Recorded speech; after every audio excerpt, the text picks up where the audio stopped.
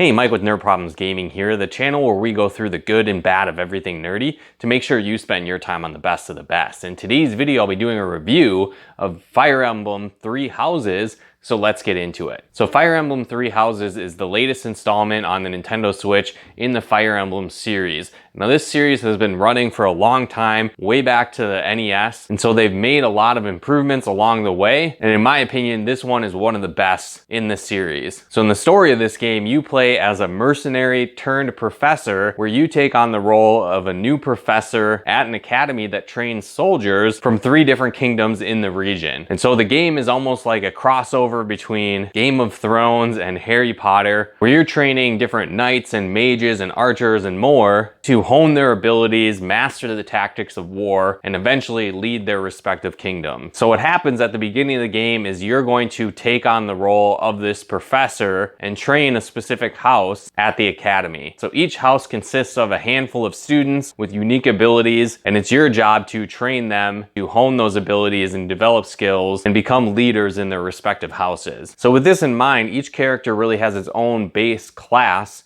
that you start as, but since they're all students, you can really develop them in any way that you choose. So you can develop them through battle, which is kind of the traditional method within Fire Emblem games, where you're going to level up your skills and abilities, get more proficient at various weapons, and even gain the ability to ride horses and other beasts like dragons and pegasi. I think that's the plural word for Pegasus, but it's pretty cool that you have these different traits and character classes that every single character can develop into. And so that's really where the addictive nature comes into this game, where it seems like every single aspect of a character's development you can improve and build on, and that's a lot of fun. So as you start off, another thing that's really cool about the game is that not only do your characters have their levels where they're going to level up and improve their stats, they have the abilities that they can level up. You also develop relationships with all the characters as well. And so this is kind of a staple in different Fire Emblem games. The more characters play by each other or work together in battle, they develop more of a relationship. And as you do this, you actually unlock more characters' backstory for each one of the characters. And so the same thing applies in this game, but what's cool is that they created an entire hub world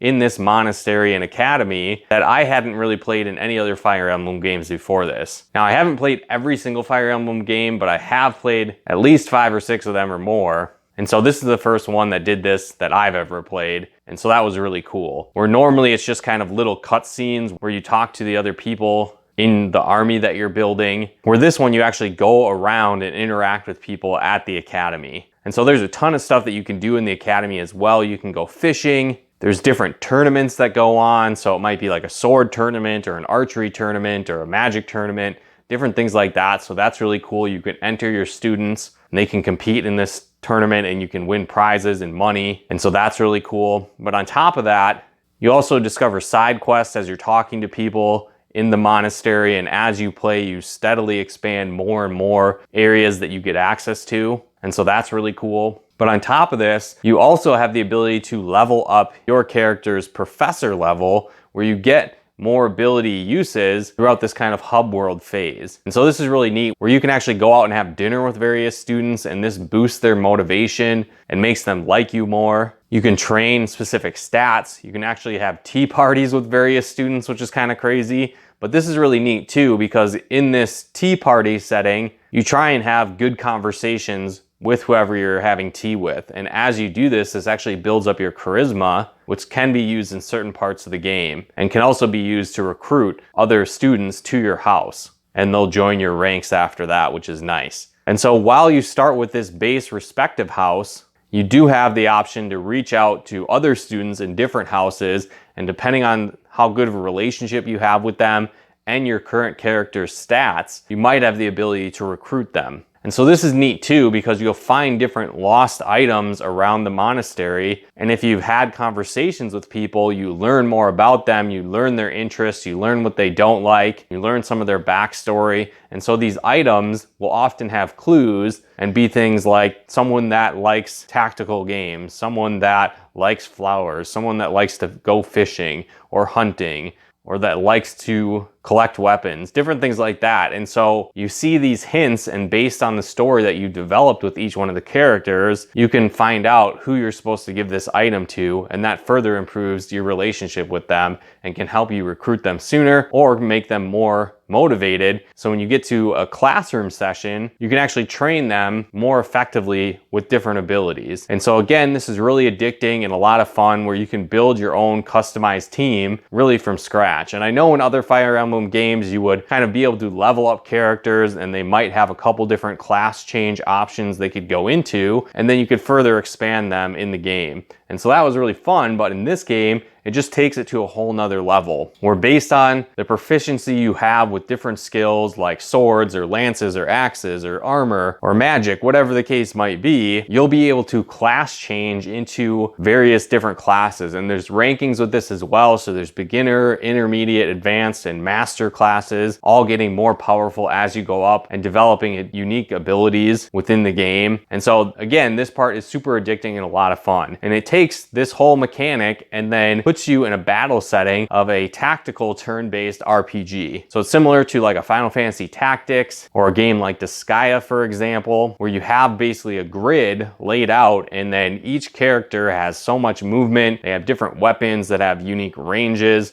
Some weapons are better against other weapon types that enemies might have. Flying enemies are weak against arrows, for example. And so there's a lot of different intricacies as you go through and tactically plan out your battle. And so this is a ton of fun, going through, having various different engagements and tactics trying to defeat the enemies. And another thing that's really neat with this game is there's a couple settings. So there's a casual mode or more of a hardcore mode, where in the casual mode, if any of your heroes die, they still come back after the battle. You basically just need to win the battle and have somebody survive, and then you'll get to keep playing the game. In the hardcore mode, if someone dies, they pretty much are dead forever, and then they're no longer a part of the story, and it can drastically change things as you play. And so you really need to be strategic in those situations if you want to play in that hardcore mode. On top of this, what's really cool is that because there are these 3 different houses, there's actually really unique branching stories within the game as well.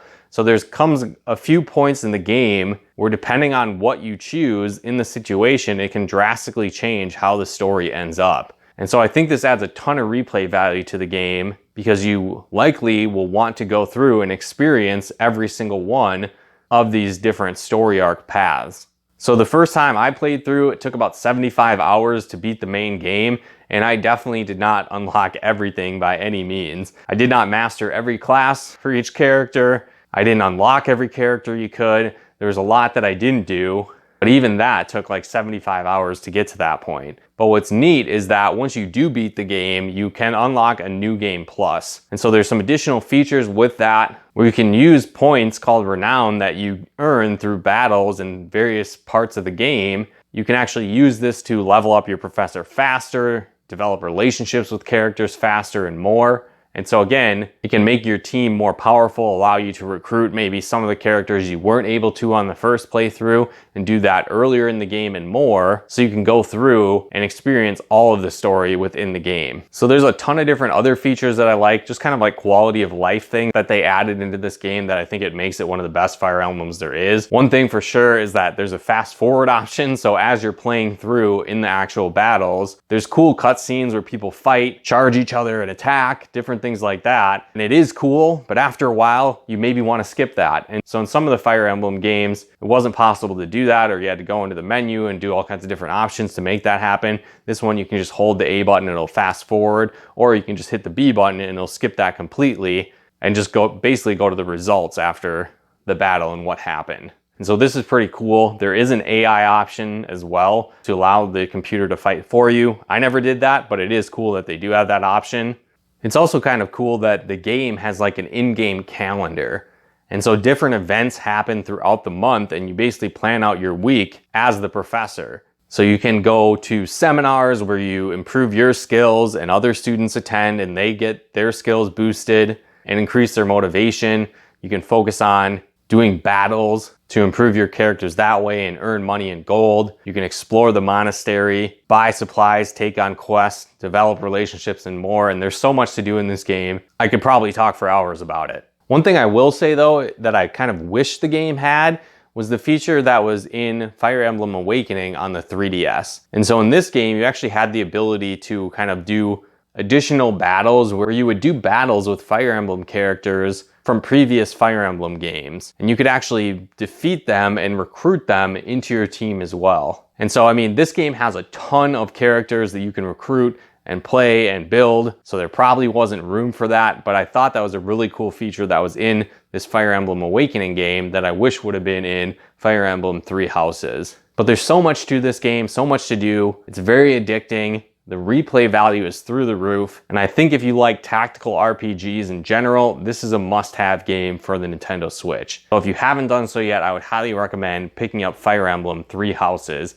for Nintendo Switch, as I think it might be the best Fire Emblem game that's out there. But let me know in the comments below how you feel about this game, if you've played this yet. What are some other great Fire Emblem games I should play? Like I said, I've played a ton of them, but I haven't played every single one. So if there's one that really stands out to you, let me know in the comments below. And if you guys like this video, be sure to smash that like button as it really helps out the channel. And if you haven't done so yet, be sure to subscribe and turn on the bell notifications to get the latest updates of new nerd videos we put out. And if you'd like to help us support the channel, pick out content and more, become a patron of ours at nerdproblemsgaming.com/Patreon. And if you'd like to plug into our live streams and Let's Plays we do on the channel, you can follow us on Twitch at nerdproblemsgaming.com/Twitch. But once again, thanks for tuning in, and we'll talk to you more soon.